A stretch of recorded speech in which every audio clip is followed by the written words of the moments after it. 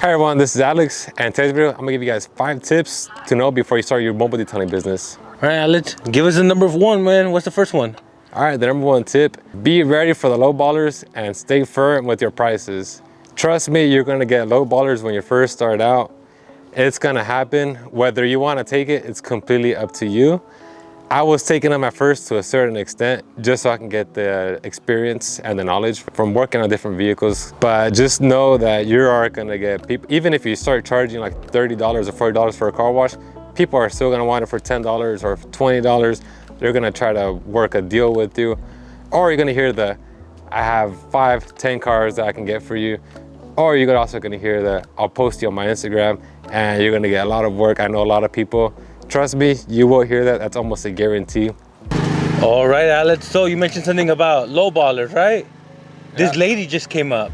Oh, yeah. What does she want? She just wanted to see if her car can get like buffed out and waxed. But I mean, there was no clear coat on it. And there was really nothing we can do with that paint as far as to get it more glossy. But you are gonna get a lot of people coming up to you. And then a lot of those people are gonna wanna lowball you, just because they're just walking by and they're seeing you. They just wanted something quick. They don't really know what's true detailing. They're really stuck on like the car wash. So it's something that you're gonna come across. Now, how do you determine how much time you give each person? You know what I mean? Almost instant where you can tell if someone's serious.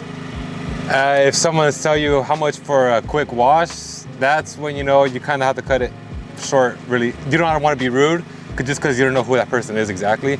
Customer altercation could lead you to a 1-star review, or just overall just put you on blast on social media. So you want to cut it short, but professionally as well, just because you don't know who's out there. All right, Alex. Tip number 2, man. Tip number 2 is 2 different things: detailing your car personal versus detailing as a business. Once you're out detailing as a business, you gotta set yourself expectations, not only for yourself, but for the customer. It's easy to go over to exactly what you're paid for.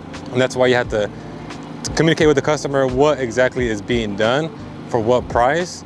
So that way, once you're finished and the customer comes out and sees, they know what they're getting. And then that way you know that you don't have to go above and beyond just because you're used to detailing your personal vehicle to a certain extent. All right, Alex. So you mentioned detailing your own car and a customer's car, completely different. What was one thing that really took you a while to understand about the detailing business? Like, man, I gotta change my ways if I want to be successful. Yeah, it's just honestly just working quicker. And I'm not saying working quicker where you have to cut corners. It's just you gotta just work faster and still provide the same good service as you were doing your personal vehicle. But you just gotta understand, if you're doing a business, you can't take your time at each vehicle.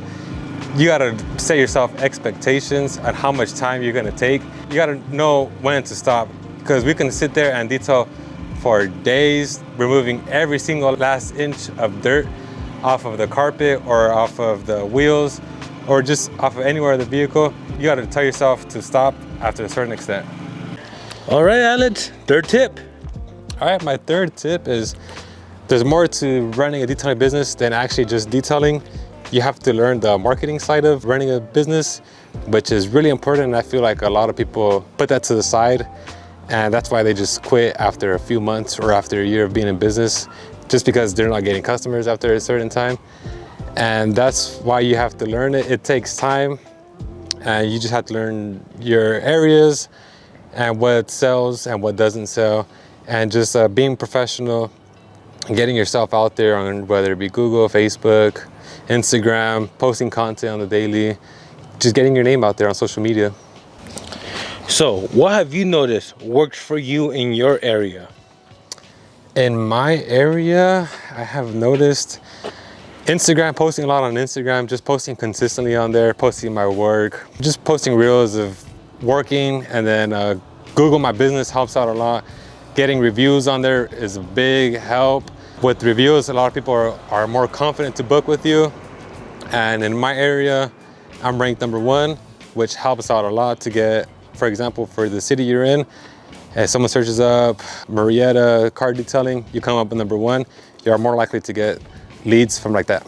And for Instagram, do you tag your customers or you just post your work? Honestly, I don't tag my customers, which I probably should. But I don't know, I just get to it, just post it.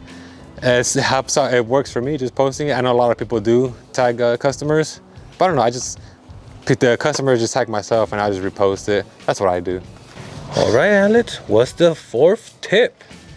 The fourth tip I will say is you gotta be ready for the inconsistency of work. And what I mean by that is 1 week you have a fully booked out schedule, Monday to Sunday, you're working since the morning to the night.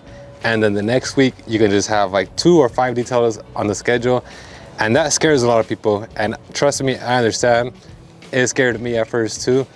But you just gotta know, keep consistent at what you're doing, whether it be marketing or just stick with your plan, because it's all gonna be worth it when it all plays out for you. All right, Alex, so for the new detailers that don't know, when's the busy season and when's the slow season? So the busy season is summer. I'm sure everyone's busy during the summer. Pretty sure even every business, not even just detailing. And then the slow season is currently right now. We're now in fall currently. We're in October. And from here on out to December, even to like February, you will see a drastic change in leads that you get per day. And it's just to be prepared for that, because it is gonna happen. Now, I record a lot of detailers. First year, first summer, they're blowing up. They quit the day job. Think it's gonna continue like that.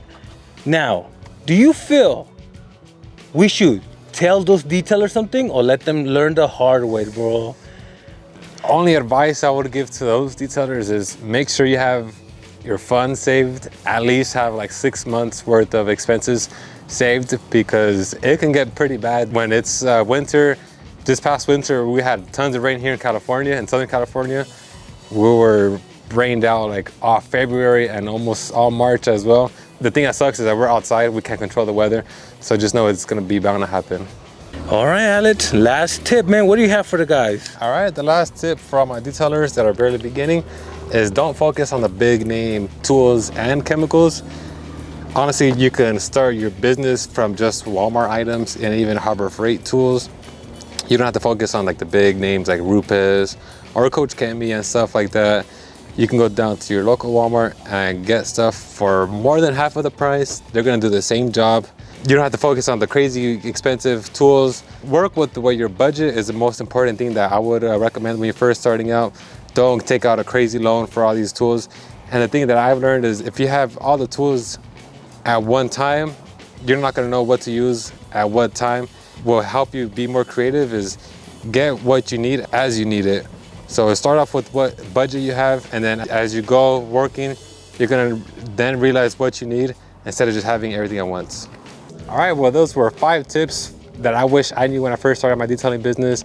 And if you guys have any tips yourself, feel free to comment down below. And if you want more detailing content, don't forget to like and subscribe, and I'll see you next time.